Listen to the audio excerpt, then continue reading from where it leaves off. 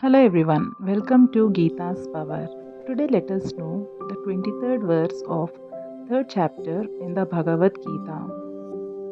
Yadi hyayam na varteyam jatu karmanyatandritaha mama vatmanu vartante manushyaha partha sarvashaha.